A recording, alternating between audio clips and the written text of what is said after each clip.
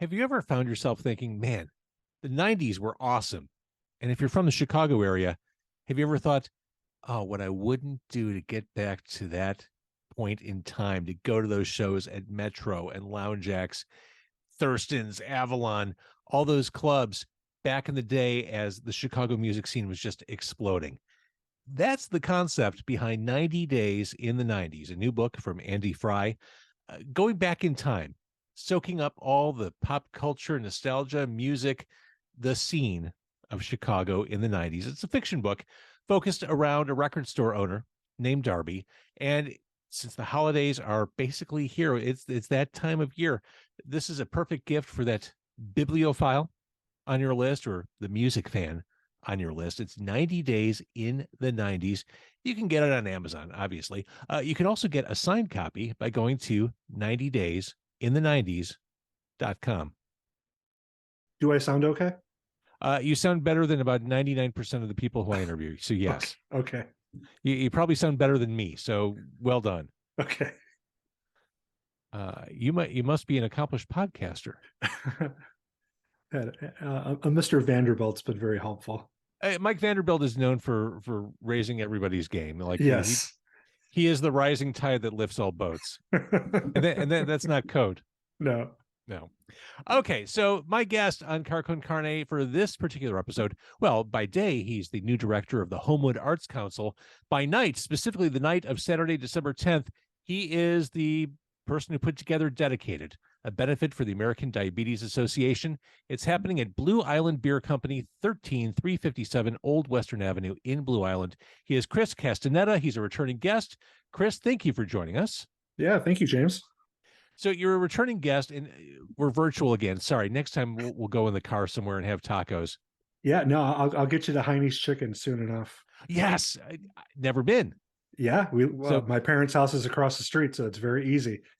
So we're here to discuss the diabetes benefit, which is dedicated to your mom, who's sadly no longer with us. Yes. Yeah. Okay, so Dedicated, I mentioned the name, Dedicated, a benefit for the American Diabetes Association.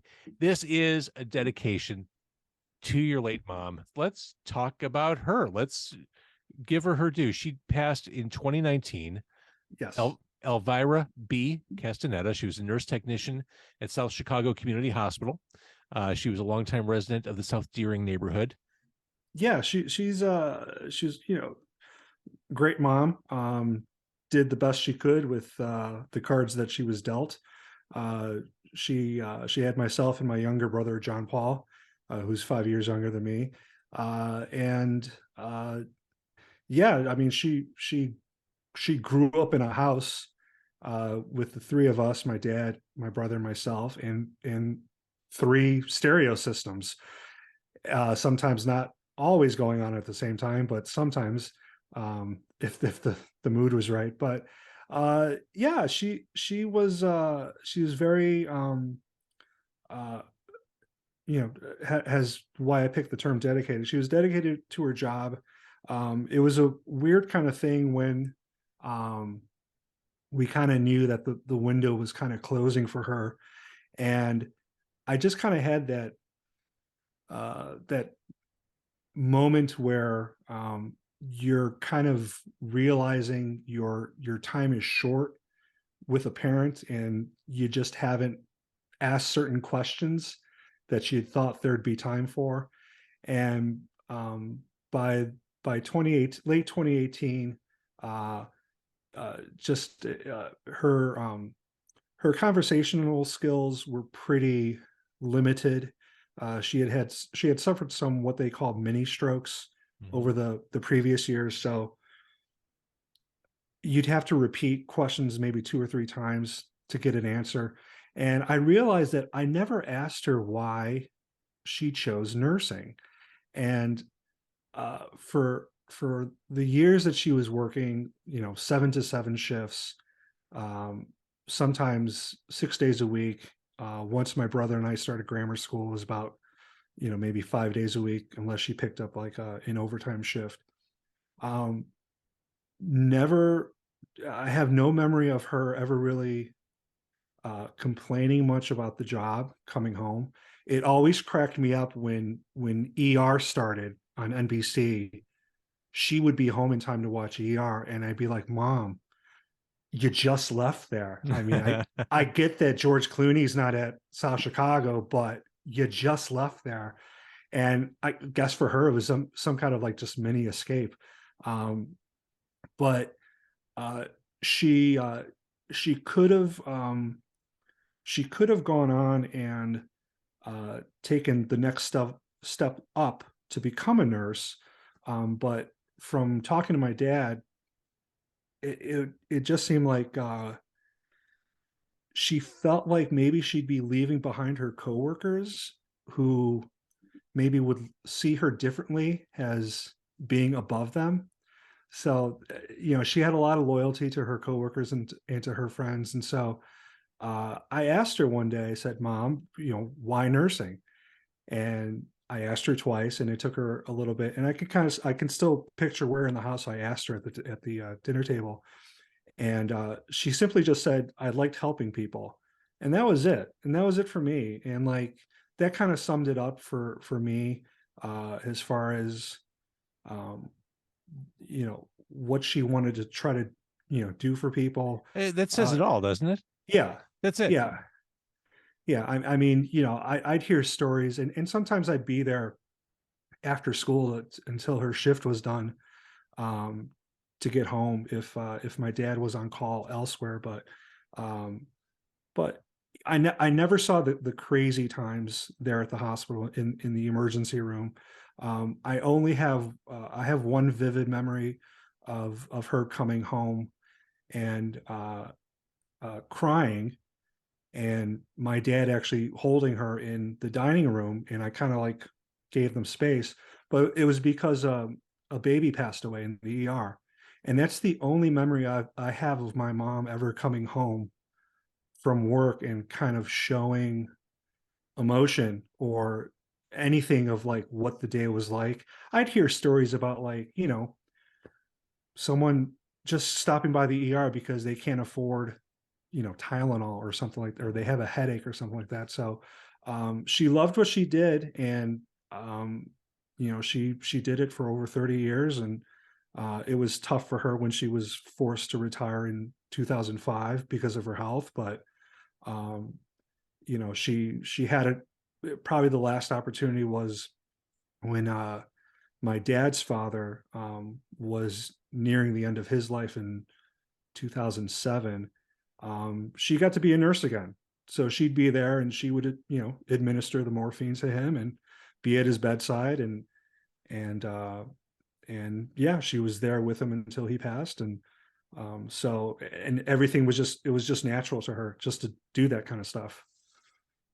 So it's just natural that you, as the son, put together this benefit in her honor. It's just you're helping people. Yeah, even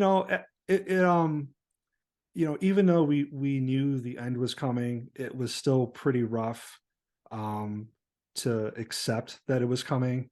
Sure. We really hoped, I mean, at that time in March of 2019, her birthday was coming up in April. And so we once she had her last amputation in December of 2018, Her last amputation, how many did she go through? she ended up losing both of her legs below the knees.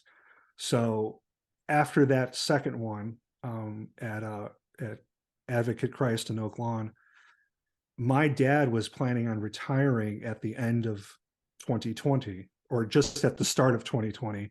And we kind of knew things were going to be different when the doctor said, you need to change your plan sooner. And so once we kind of heard that, then instead of like kind of making plans 6 months out or whatever, we were kind of almost like living week to week Mm-hmm. and hoping, what do we want to do for mom for her birthday, stuff like that. Um, so when everything happened, and a little, some time had passed, I had by this point, I had some experience, putting on some shows in Beverly. I did a benefit show at the Hideout for Scott McCoy in 2018, and I knew I wanted to do something music related in her honor. Did At she that, introduce? Did she introduce you to music? so she and my dad took my brother and I June 2nd, 1995, to go see REM first night at the Rosemont Horizon, Oh, the there it is. the Okay. day before my eighth grade graduation. And so I remember when tickets went on sale, and my dad had a friend um, at the Ticketmaster office at Carson Perry Scott in Cal City, while my dad worked the phone at home. Hmm. We ended up getting 6 tickets total, which back then was like 75% of the grocery budget, with those pesky $13 Ticketmaster service fees added on. And yeah, so she sat with me, and I got to bring 2 of my friends that was in my class, and then my dad and my brother sat in the center like 200 level area, and that was it. And we were on Mike Mills' side of the stage, and I still remember everything from that night. And This uh, was probably the last round of the Monster Tour. Is that right? this was the summer. This was so Bill Berry had just gotten back in probably early May from the aneurysm, so they just restarted the tour. And I just remember I have a mixtape somewhere back here. I wanted to see them again in the fall tour when they played in September at then the New World Music Theater. Okay, I had it reversed because I remember they did an outdoor show, so I assumed Yeah, they that came and first. they played with Radiohead, and Yep. Patti Smith was at that show. And I have a mixtape that says "Saddest Day of My Life." I didn't get to get REM tickets today because my parents said no, we already saw them. But yeah, she was really great about music with us, with my brother and I obviously we got my brother and I got a lot of our musical influence from our dad, who was a big music fan, had a very large music collection, still does. um you know uh 40 something years ago he tried naming me Ringo, and my mom said no. Thank goodness. Yeah. But once I started going to concerts, she wanted to start going to concerts. So she became kind of like the automatic person that was going to go to shows with us. So and so we'd go to see Cheap Trick at the Taste, or I remember arguing with my mom leaving the Cheap Trick Taste show in '99 during Auf Wiedersehen, because we had to go catch the train back home. I'm like, we can't leave during this song. She's like, oh yes, we can. So, and then another memory of REM related, when they played in at the World again in '99.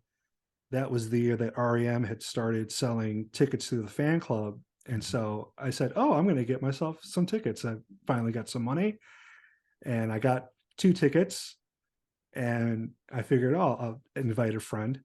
And before I could do that, my mom was like, oh, great, I'll come. And I so love it. we sat 12th row center uh, at the show, and every in between song, she's yelling out for Michael Stipe. And I'm like, Mom, he can't hear you. Oh, yes, he can. And um, so at the time, I'm sure I was just like, oh, why did my mom come? But looking back at it, I appreciate those memories. Hmm. REM ended up being the last band that she got to see live at the United Center in 2008, Oh before wow. her health started to take a turn. Um, and that was like a family meeting in itself, like debating whether or not mom should be at a stadium show with bad circulation in Yeah. her legs and stuff like that. But she got through it, and she probably sweated more than the band that night, but she wanted to go. And I think part of it was she wasn't ready to kind of give up those freedoms Hmm. due Sure. to her health. But at the same time, she wanted to see them. So it was just like, well, we can't really say no. And she made it through it. So I'm if anything, I'm glad that was the last one that she got to do with my brother and I. And yeah, so there's a lot of REM And connection. this Yeah. explains so much because there's an REM component, to dedicate it, a benefit for the American Diabetes Association, happening at Blue Island Beer Company on Saturday, December 10th. Explain the REM stuff you're doing. So it was two parts. One, I wanted it to be a thank you to my mom and dad. Um, I started playing guitar when I was 14. I was very shy. I didn't very often play in front of my parents, and so with my dad, around, I wanted to at least do this for him. Um, I played at my mom's funeral, Oh, wow. just kind of on the whim, and I did a Jeff Tweedy Golden Smog song, and just did it, and I'm glad I did. But this was just a thank you That to sounds them. that sounds very emotional. Just hearing you say that. Yeah, and um, it was kind of a kicker because I had a friend pass away uh, this past year, just as we were kind of getting out of the pandemic, and Jeff Tweedy happened to dedicate a song to my friend, and it was the same song that I Oh my played gosh. to my mom. So that was really cosmically weird, Mm-hmm. but I wanted to thank them because they were uh, very supportive, and she never had the conversation with me, going through high school and then into college about, you know, why can't you be a lawyer, or why are you doing this music journalism Mm. stuff, or she never called it a hobby, and she she eventually got it. I think she was kind of confused at first because, like, right out of high school, I started working at a record store in Cal City, Hegwis Records, and for my dad, that was my dream. That was his dream job, and he was a radiologist at University of Chicago. But he loved the family discounts that he was now getting through his son. Um, but she never questioned the music that we listened to. If anything, she may have asked us to turn the volume down, but she never told us to, like, turn it off or stop listening to that. So she was always very open-minded, and she let us kind of explore what we were kind of getting into. So that was one part of it. The other part of it was, at the time that I thought of the show, I had approached Joe Shanahan at Metro in the fall of 2019, after just after the Beverly Art Walk, and Joe came to Beverly, and he saw what we did, and he came to the music stage that I had arranged, and at the Givens Castle on 103rd. And I gave him a call, and I said, "Hey, I've got this idea. I'd like to do something in memory of my mom. Can we do it at Metro?" And he was like, "Absolutely." And so that got the ball rolling. Then 2020 happened, and everything was just on hold. And part of the REM set was, I also wanted to say thanks to Joe, given the history of REM and Metro. Mhm. And at And the time, by that, REM was the first band to play Metro. yeah. So in 2020, I was just thinking, oh, it's too bad it's not going to be the 40th anniversary, you know. And then we get to now 2022. So yeah, a small scheduling thing happened. It wasn't, anyone serious fault or anything, but unfortunately, we we weren't able to do the show at Metro anymore. So I was able to bring it to Blue Island.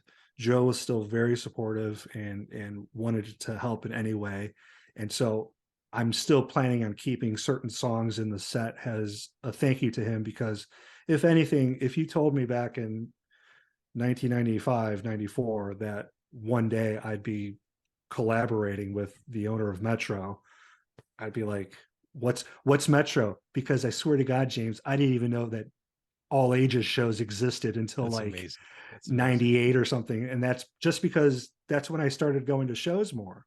Um, and I kick myself knowing that I could have probably gone to see Oasis, in 1994, or anyone else. And it's just like, that world hadn't opened up to me yet. We could have met a long time ago. We could have. at one of those shows. Yeah, yeah. But so he's been super supportive, and I consider myself lucky to consider him a friend and someone who's got my back. So he's been great at just giving advice. I pitch him ideas about who I can possibly reach out to for this show, and just kind of craft the show. Um, has my big rock show that I've been wanting to do for the past 5 years since I've started booking shows. So what is the REM component?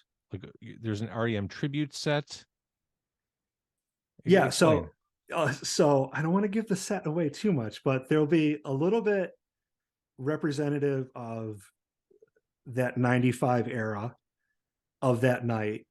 Hmm. I've got one song that I added that kind of reminds me of my mom's sister who had passed away in uh, I think 2017, just a few years earlier than my mom, and she had moved to Kentucky and started a family down there.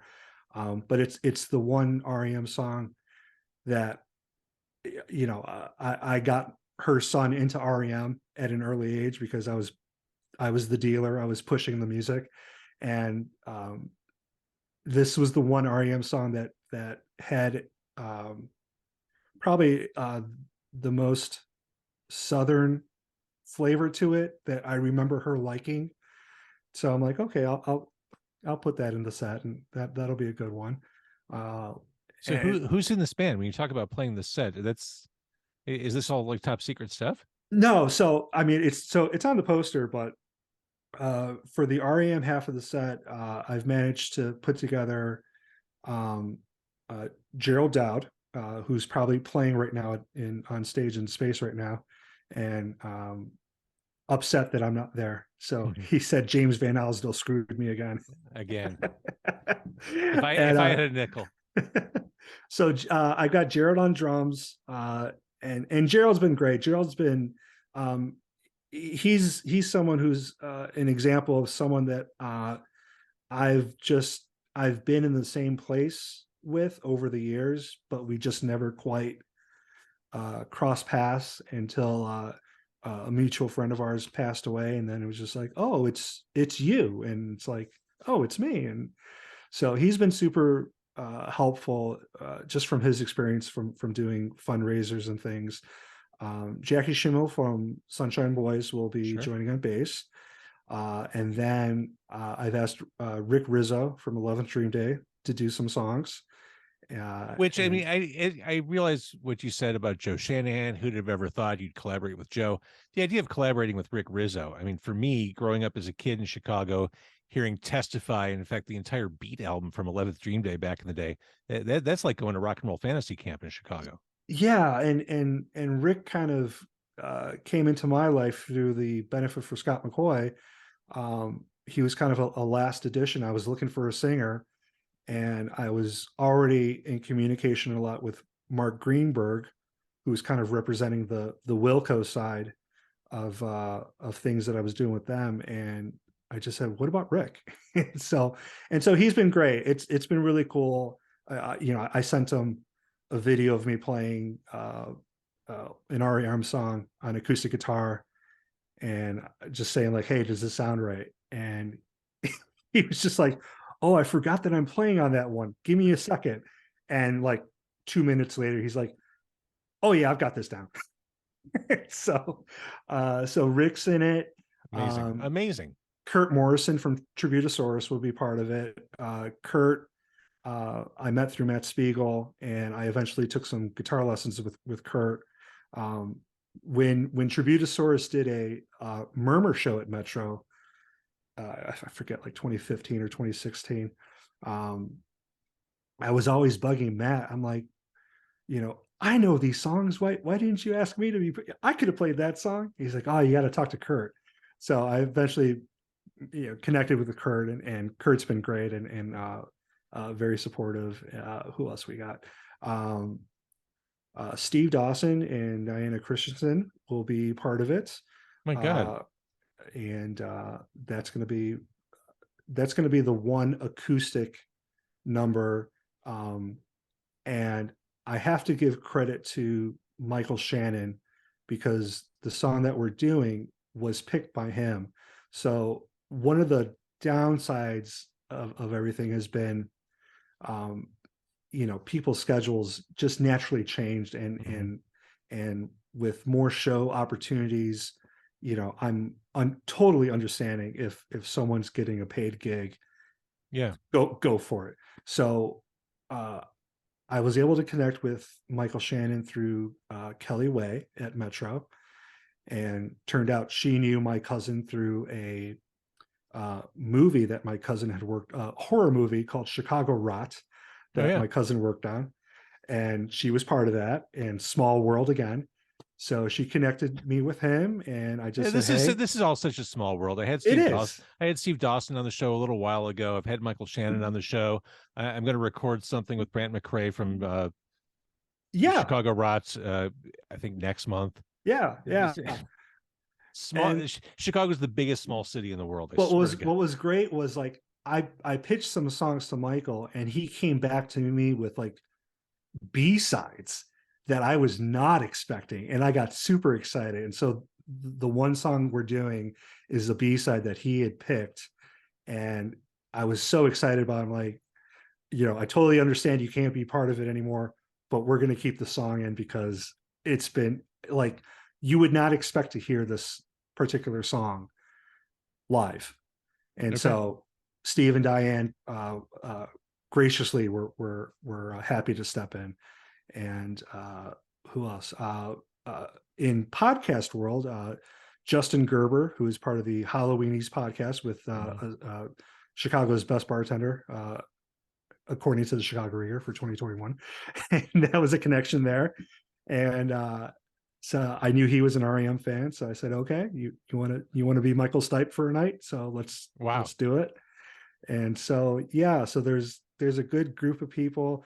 Josh Cantor from the Red Sox, the organist, will be coming in, and he's been awesome too. Like I am so appreciative for everyone, but uh, the fact that he's traveling that far just for this show means a lot. But for a bulk of everybody who have kind of stuck it out for 2 years Mhm. of just like, hey, and being really patient with me, like, hey, do we want to wait another year? Hey, do we want to wait another year till vaccines come out and stuff like that? And everyone was just like, yeah. And uh, I didn't lose too many people. Um, some folks, like, I can't argue when uh Kelly Hogan tells me, she's got to go on tour with Mavis Staples. I can't be mad at that. But Nope. Nope. but at the same time, I've having been in my position and kind of seen the effect of the past 2 years, it's like, go do your gig. Like, don't worry. I appreciate that, you said yes, but if you got a gig, go get your gig, and we'll be thinking about you. But I've been, from everybody that I've approached, I've been very humbled, and I can't express um, just the thanks that folks have just stepped up just to say yes. None of these people have ever met my mom, and but my mom probably at some point has heard their music in our house, or has heard me talk about them when I started interviewing people or coming home from shows. That's probably one of the things I kind of miss. Um, if I could have something back, she she would get pretty uh, bad insomnia from just the various medications that she was on, and sometimes she could go to bed okay, and then just some nights she'd get up, and I'd be coming home from a show, and she would be sitting in the dark in the kitchen at the kitchen table, just kind of trying to wait to get tired. Oh man. And I got used to this, and so we just talk about the show that I just saw, and I tell, yeah, they played this, or I went there, and so and so's got a new album.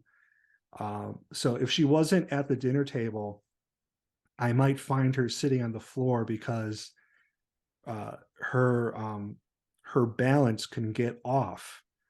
And so in the middle of the night, she might be trying to go from her bedroom to the dinner table. And she figured out a way. I have to give her credit for this. She figured out a way how to put her back up against the wall and allow herself to slide down so not to collapse on the floor or against, because why? She didn't want to wake up my dad. And so I'd get home and I'm like, Mom, how long have you been sitting on the floor? And her usual response was, oh, I'm just hanging out with the cat. Or she'd be like, I knew you'd be home soon. So I miss little stuff like that. Yeah. Yeah. All right. So the REM set, the REM tribute, that sounds amazing. And it's truly an all-star cast for that. Also, there's another band playing at this event dedicated to benefit for the American Diabetes Association, Sonic 45. Yeah. So I had to jog my memory about this. So I attended a talk, an interview talk that Mark Caro was doing at Space with Len Kasper. I just had And coffee. I had coffee with Mark Caro 2 weeks ago. yeah, Everyone you mentioned, like, this is such a small world. yeah. And so I thought, okay, I'll go check this out. And I was mostly going just because if it's something with Matt Spiegel or Dog Julin, whom I've known for forever almost now, um, I like to try to go and just kind of show support. So I went not knowing much about Len Kasper himself or knowing that he even played bass and stuff. So there was a brief interview with Len, and then the band came out and performed, and I was like, wow, this is pretty cool. And I recognized Gerald, I recognized Liam. I think Steve Frisbee might have been there that night. So it was just like everyone that I've seen over the past 15 years on stage with this baseball guy that, being a Sox fan, I'm not listening to at that time, but I was like, this is cool. This is great. And so I actually approached Dog after the show and I said, hey, I'm thinking about doing this thing for my mom, and I'd love it if you guys were the house band, the band.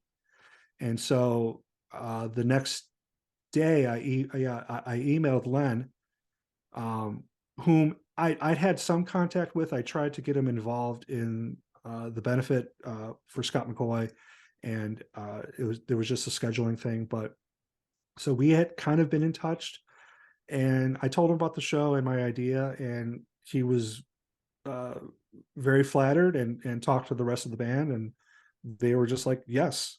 And it was just like, okay, then I guess we're going to do a show. And he's been great too. Obviously with our schedules and just the way the past 2 years have been, I haven't been able to see him too often in person, but he's really excited. The whole band's excited about coming to the South Side to do this. I'm pretty sure this will be the band's first South Side appearance. Dog and Matt have been down here before, but not the full band. I've seen Doug perform at Blue Island Beer Company. We were there. I was there with you. That's right. Once again, yeah.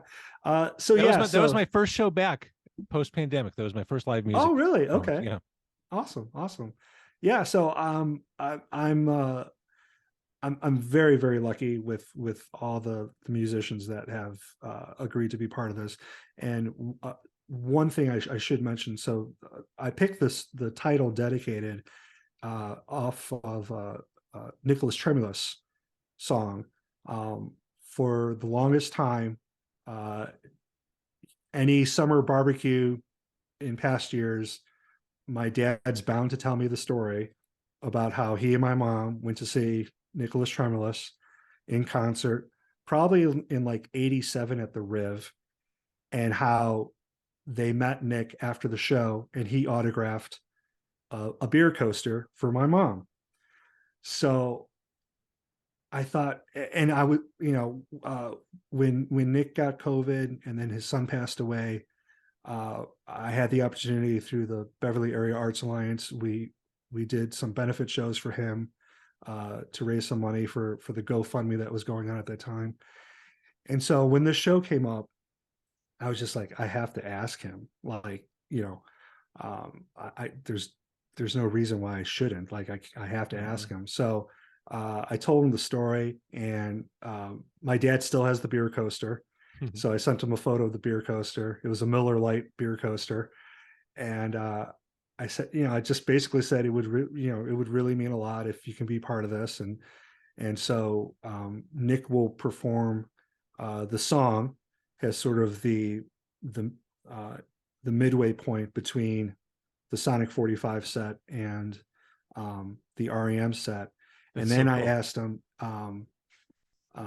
I asked him if he can sing on the finale of the show. So at my mom's funeral, uh, my dad is not one on speeches. I was the English major, and so, but his language has always been music, and so at her funeral, he ended up reading the song lyrics to "Maybe I'm Amazed" by McCartney. So I asked Nick. I said, "Hey, has a little tip to my dad and to my mom. Would you play Maybe I'm Amazed?" And I got his phone number from Susan Voles from Poi Dog, and I called him, and this was just before the pandemic, and it turned out that he was at his classroom at Columbia, but I didn't know this until I said, yeah, I told him the whole story. I said, could you do Maybe I'm Amazed on piano? And he's like, yeah, I think so. Give me a second. And then I hear a pause. I'm like, what's going on? And then in the background, I start hearing him on a piano No, playing and I'm like, oh, he's at school. that's amazing. And so he did that. And then he came back to the phone. He's like, oh yeah, I could do it. so, so So he that'll be worked. the finale. Yeah. He workshopped it while you were on the phone with him. Yeah. That's Yeah. amazing. Yeah. So there's been a lot of, a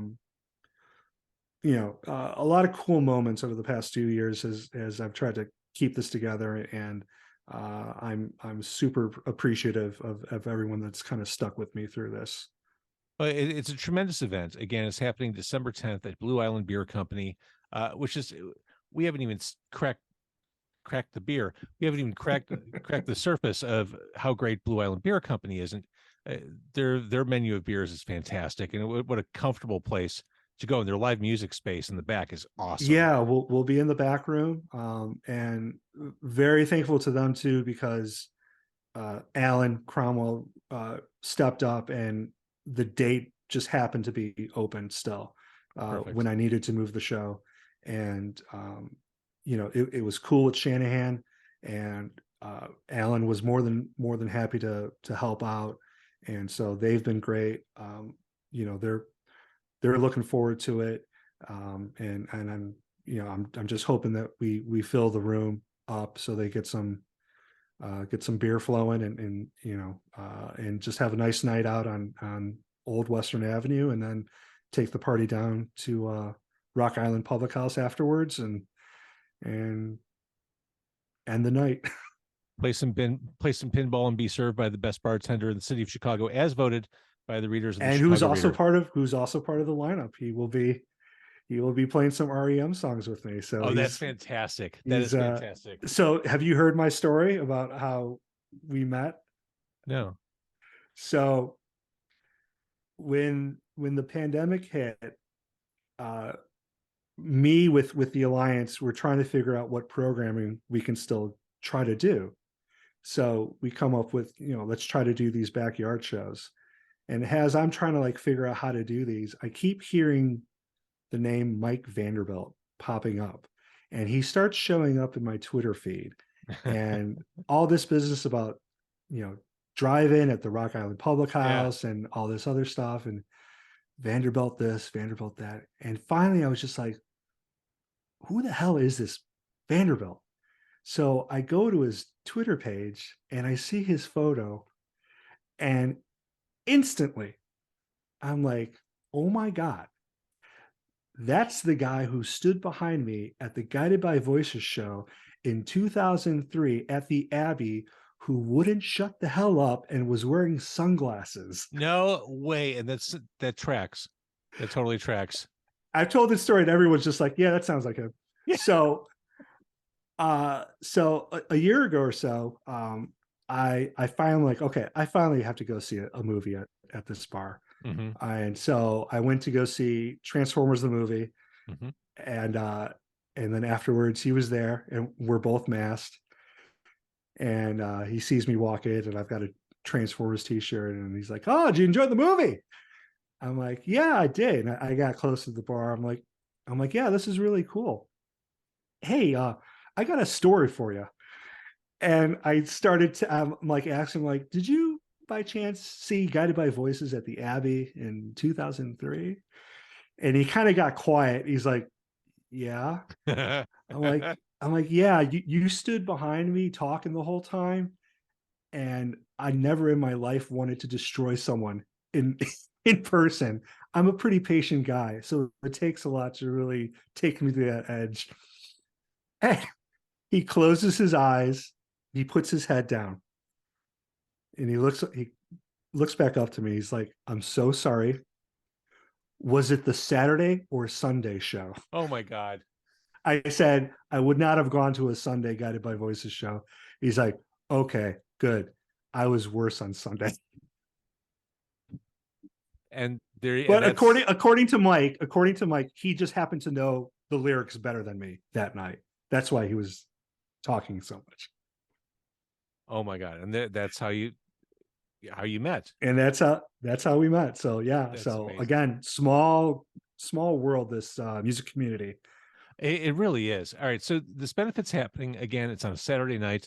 We wouldn't go on a Sunday night, a Saturday night at Blue Island Beer Company.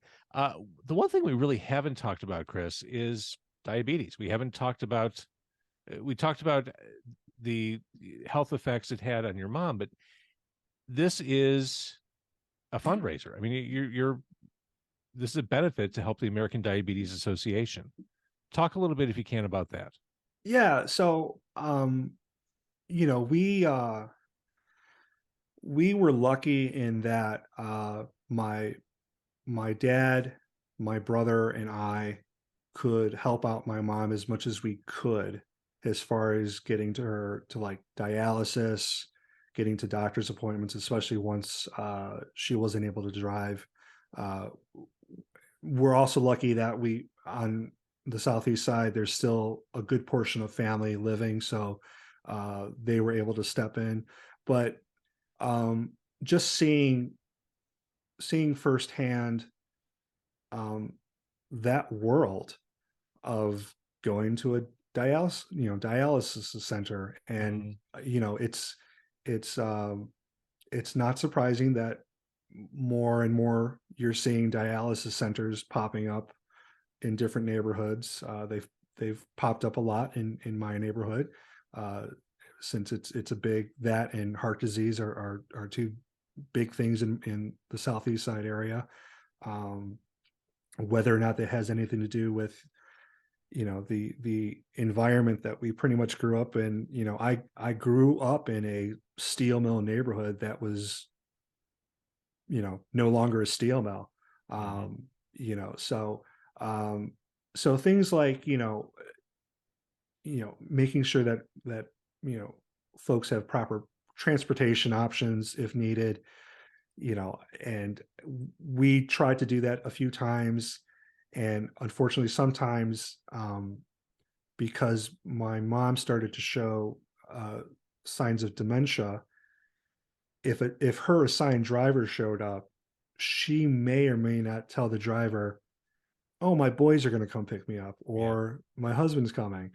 And then we're wondering why mom isn't home yet. And it's like, "Oh, she's still there." So, there are things that can get difficult in terms of just getting access to things like that. And also,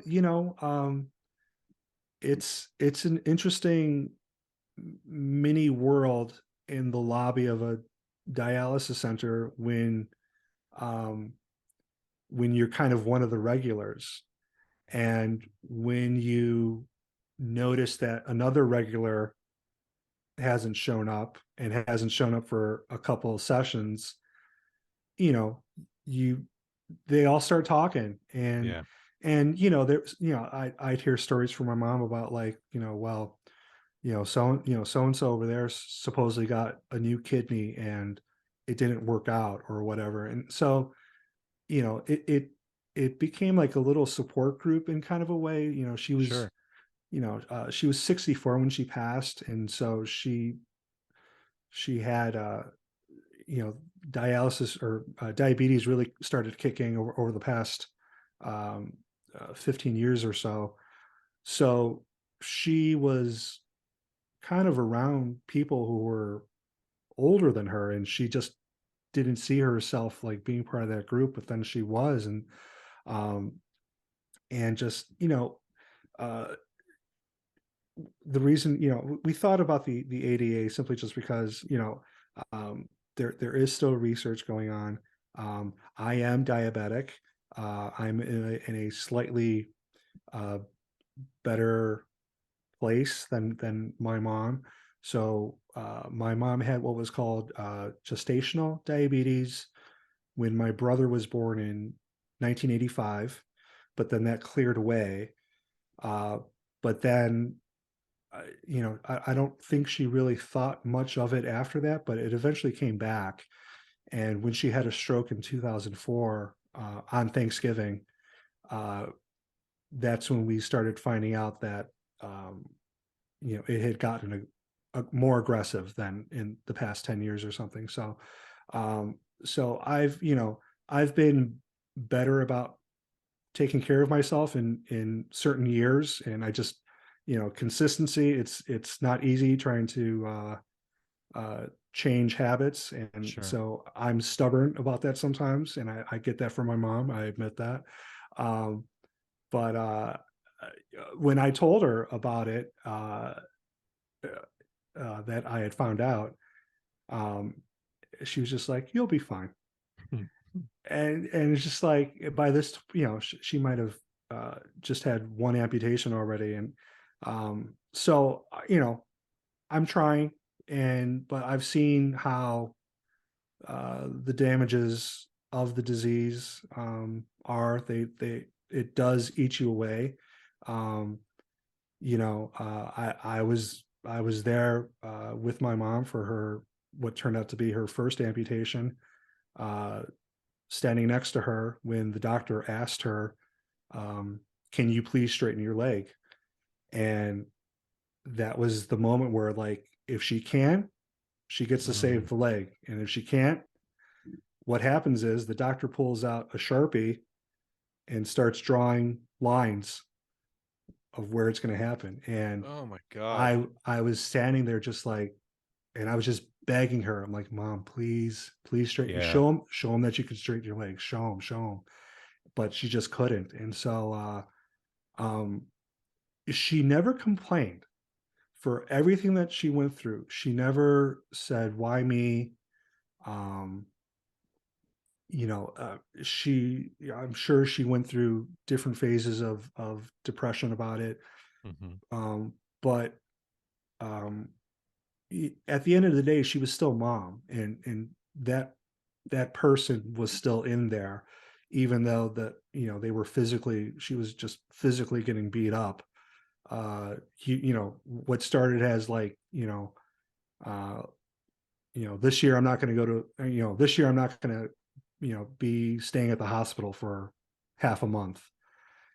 And then the next year would be like, well, this year I'm going to try not to be in the hospital for 2 months, Hmm. and stuff like that. So um, there is some, uh, y- you know, people can educate themselves more a little bit on kidney donors, and that's something in my neighborhood that I think, within the Mexican community, sometimes there's just not a full understanding of it, and there's a little bit of fear to it because what if something goes wrong? Or, Right. there's that in the back of your mind. But, um, the ADA's, supporting good research, and especially the ADA in Illinois is, putting those funds to, try to improve treatment. I'm probably the beneficiary of 10 years of worth of research, and I'm probably taking uh, medication that's probably better for me than what my mom was probably taking Sure. 10 years ago. So, so, and I know my wife is going to see this and she's going to use this video whenever I reach for like a donut or something. So, so I am trying. It is difficult. I have a history of this in my family. I have an uncle who is an amputee. My wife's uncle is um, actually the beneficiary of a kidney transplant, Oh, wow. and life has been good for him. And I have another uncle who's had some amputation. So, between that and heart disease, and the one thing I wish I had more of is probably my dad's arthritis at this point. I'd rather just be dealing with that. Right. So, but yeah, the ADA has been when I approached them about this, they were very supportive, and so I can't dish out too many facts. I can kind of just give what my personal experience has been as far as watching Mhm. the disease over a couple of years. And just you know maybe $1 raised from this might do something for research. I don't know, but if we can help provide assistance to a family who needs to get a family member to dialysis, or Mhm. have a proper home care or something like that, I'll try to do whatever I can. So That's it. That's the bottom line. All right, Chris, again, benefit for the American Diabetes Association. It is called Dedicated for all the reasons you spelled out. If you're a fan of supporting a good cause, if you're a fan of beer, if you're a fan of R.E.M, a fan of live music, a fan of Chris Castaneda, a fan of just supporting family and what family's influence can be and mean, this is the event, and it's happening on December 10th. And I really appreciate you kind of giving all the backstory, talking about your mom so openly and caringly. This is fascinating. Thank you for doing this. no, and I appreciate it. And you know, uh, like I said, it's funny who you run into through this community. And I sent you a little something, and who knew 19 years later we'd be here talking. You're looking confused, but I was able to find Oh, the get out polio of here. article. Get out of here. Yeah, May 30th, 2003. I don't even remember doing this. I don't it oh my god. So it's me, Chris Payne, and Richard Milne. Oh, you wrote the article. Yes, yeah. Oh Jesus. I don't So remember this. I've got you somewhere on a cassette tape. I That's won't. I crazy. don't think it's blackmail worthy, but Oh my god, that's crazy. Oh, and it's blurry. I can't even read it. yeah, even even better. Wow. All right. Well, Cover up my college writing years. Yeah. oh my god. Well, thank you, Chris. No, thank you, James. I appreciate it.